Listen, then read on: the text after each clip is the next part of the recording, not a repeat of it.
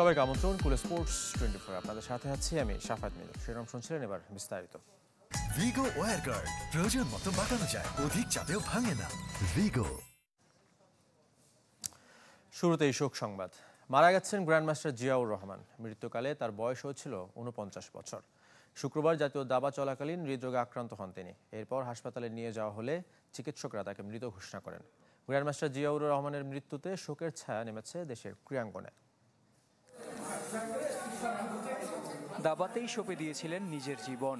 রাজা প্রজার সেই খেলা খেলতে খেলতেই আজীবনের জন্য চলে গেলেন দাবাড়ু জিয়াউর রহমান। জাতীয় দাবার 12তম রাউন্ডে শুক্রবার আরেক গ্র্যান্ডমাস্টার এনামুল হোসেন রাজীবের বিপক্ষে খেলছিলেন জিয়া। হঠাৎ মাথা ঘুরে পড়ে যান তিনি। সংকটাপন্ন অবস্থায় তাকে নিয়ে যাওয়া হয় ইব্রাহিম কার্ডিয়াক হাসপাতালে। চেষ্টাও করেছিলেন চিকিৎসকরা, কিন্তু ততক্ষণে অনেক দেরি হয়ে গেছে। সে জাস্ট টেবিলের পাশে কাত হয়ে, আমি ভাবছি মনে হয় সে পানির বোতল উঠাচ্ছে বা এরকম কিছু একটা। কাত হয়ে আমার তখন চাল ছিল আর কি, সে কাত হয়ে আছে। তারপর দেখি সে উঠতেছে না। তারপর আমি তার দিকে তাকালাম, তখনই সে পড়ে গেল। আর আমি তখন লাফ দিয়ে গিয়ে ধরলাম, কিন্তু কোনো লাভ হয়নি। আমি তো খেলা শেষ করে চলে আসছি, তখন আমি এটা শুনি। তো আর কি বলবো, এটা আমাদের জন্য অপূরণীয় ক্ষতি, বাংলাদেশের দাবার জন্য। আর তার তো ছোট, তারা এত যাবে কেন? আগে তো আবার যাওয়ার কথা। 1974 সালে জন্ম নেয়া জিয়া 1993 সালে ইন্টারন্যাশনাল আর 2002 সালে দেশের দ্বিতীয় গ্র্যান্ডমাস্টারের খেতাব অর্জন করেন। বাংলাদেশি দাবাড়ুদের মধ্যে সর্বোচ্চ 2570 ফিদে রেটিংও ছিল তার দখলে। 1988 সালে প্রথমবার জাতীয় দাবায় চ্যাম্পিয়ন হন জিয়াউর রহমান। টুর্নামেন্টে রেকর্ড 14 বারের চ্যাম্পিয়নও তিনি, যেখানে বাকি 4 গ্র্যান্ডমাস্টার সম্মিলিতভাবে জিতেছেন 16 বার। জাতীয় দাবায় এবারেও সন্তান তাহসিন তাজওয়ারকে নিয়ে অংশ নিয়েছিলেন জিয়া। উৎসাহ যোগাতে বরাবরের মতো এদিনও ফেডারেশনে এসেছিলেন স্ত্রী লাবণ্য। প্রিয় দুই মানুষের সামনেই চলে গেলেন চিরতরে। দেশ হারালো প্রথম কোনো গ্র্যান্ডমাস্টারকে। জহির সাগর, চ্যানেল 24, ঢাকা। এই বিষয়ে আরও জানাতে রাজধানীর বারডেম হাসপাতাল থেকে সরাসরি যুক্ত হচ্ছেন ফয়জুল ইসলাম। ফয়জুল, আসলে আমরা দর্শকদের জানাচ্ছিলাম যে আসলে খুব কম বয়সে আমাদের ছেড়ে চলে গেলেন, এবং তার পরিবারের পক্ষ থেকে কিছু জানানো হয়েছে কিনা যে এর পরবর্তী তার যে নামাজে জানাজা এবং দাফন কোথায় সম্পূর্ণ হবে, সে বিষয়ে যদি একটু আপডেট থাকে। মৃদুল, আসলে তার মৃত্যু সংবাদটা এত দ্রুত হঠাৎ করে ঘটে গেছে। আসলে পরিবারের সদস্যরাও সিদ্ধান্তহীনতায় ভুগছেন। আসলে বলতে গেলে তার খুব কাছের যারা ছিলেন, তার স্ত্রী আর সন্তানই, তারা এতক্ষণ হাসপাতালে সবাই ছিলেন। কিছুক্ষণ আগে জিয়াউর রহমানের মরদেহটা তার মোহাম্মদপুরের বাসায় নিয়ে যাওয়া হলো, এবং তার সঙ্গে তার ছেলে স্ত্রী তারাও চলে গেছেন মোহাম্মদপুরের বাসাতে। তারা এখনও সিদ্ধান্ত নিতে পারেননি। পরিবারের আরও যারা সিনিয়র সদস্য আছেন তাদের সঙ্গে আলাপ করে তারা হয়তো পরবর্তীতে দাফন কিংবা জানাজার এই বিষয়গুলো নিয়ে হয়তো সিদ্ধান্ত নেবেন। এই মুহূর্তে আসলে মৃদুল অনেক কর্মকর্তাই জিয়াউর রহমানের মোহাম্মদপুরের বাসার দিকে চলে গেছেন। আমরা আপাতত পেয়েছি দা ফেডারেশনের চিফ আরবিটার হারুন রশিদকে, তার সঙ্গে একটু কথা বলবো। হারুন ভাই,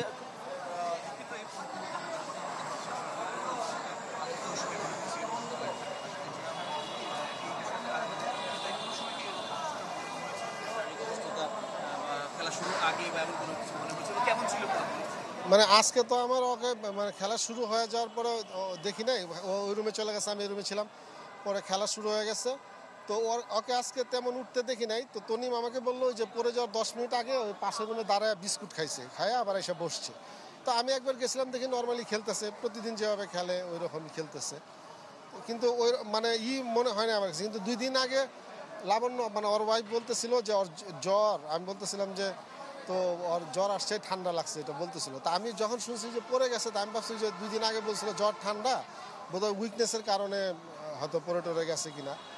তো এই হলো অবস্থা। মানে এখন টেনশন কাজ করতেছিল কিনা, কিংবা মানে হার্টের তো একটা প্রবলেম ছিল, এটা বোঝাই যাচ্ছে। যদিও ডাক্তাররা এখানে ওরা বলছে যে মানে ওরা কোনো কিছুই পায় নাই, মানে ব্লাড প্রেশার, পালস, মানে হার্টের সাউন্ড কোনো কিছুই ছিল না। তো সাধারণত বোঝা যায় যে এটা ম্যাসিভ একটা হার্ট অ্যাটাকই হয়েছে। এবং সম্ভবত মানে আমরা এই হসপিটালে আসার পর আর কোনো ডাক্তার যে ট্রাই করছে তখন সে নাই আর কি। তারপর 20-25 মিনিট ওরা চেষ্টা করছে, বাট কি করতে পারে না। যখন খাবার খাইছে তখন আমাদের খালার কাছে জি জি জি ধন্যবাদ আপনাদেরকে। আমরা আসলে দর্শক জানাচ্ছিলাম যে আসলে গ্র্যান্ডমাস্টার জিয়াউর রহমানের সবশেষ মুহূর্তটা কেমন ছিল। তিনি যখন আসলে পৃথিবী ছেড়ে চলে যান তখন তিনি আসলে দাবার কোর্টেই ছিলেন। তিনি চেয়ার থেকে হঠাৎ পড়ে গিয়ে তারপরে আসলে তাকে হাসপাতালেও নেওয়া হয়েছিল দ্রুত, কিন্তু তাকে আর ফেরানো যায়নি।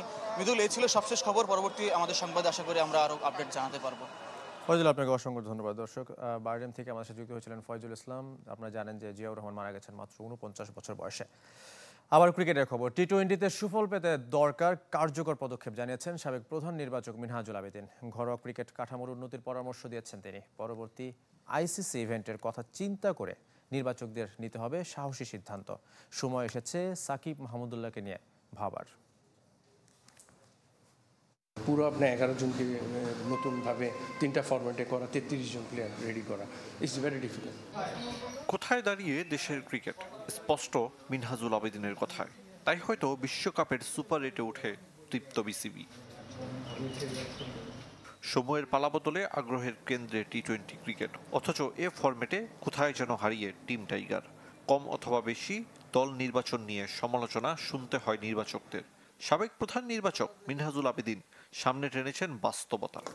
এখন এদেরকে যদি ভালো নার্সিং করতে পারি, কিছু প্লেয়ারকে যদি এই ফরম্যাটের জন্য যদি নার্সিং আইডেন্টিফাই করতে পারি কোন প্লেসে কোন প্লেয়ারের দরকার, ওইভাবে নার্সিং করে যদি ডেভেলপ করা যায় তাহলে এই ফরম্যাটে ভালো কিছু করতে পারবো। 2026 সালে অনুষ্ঠিত হবে পরবর্তী টি-20 বিশ্বকাপ। হাতে পর্যাপ্ত সময়, তবে দরকার সঠিক পরিকল্পনা। সেক্ষেত্রে দুই সিনিয়র সাকিব মাহমুদুল্লাহর ভাগ্য কি হবে? রোহিত কোহলির মতো নিচ থেকে সরে যাওয়ার উদাহরণ 1.5 যুগ ধরে নেই বাংলাদেশ ক্রিকেটে। সেরা কম্বিনেশন খুঁজে পেতে নির্বাচকদের নিতে হবে সাহসী সিদ্ধান্ত। আমি কিন্তু 99 বিশ্বকাপে যখন বেস্ট পারফরমেন্স করে খেলা ছেড়ে দিয়েছি, আমি জানি কতটুকু আগাতে হবে।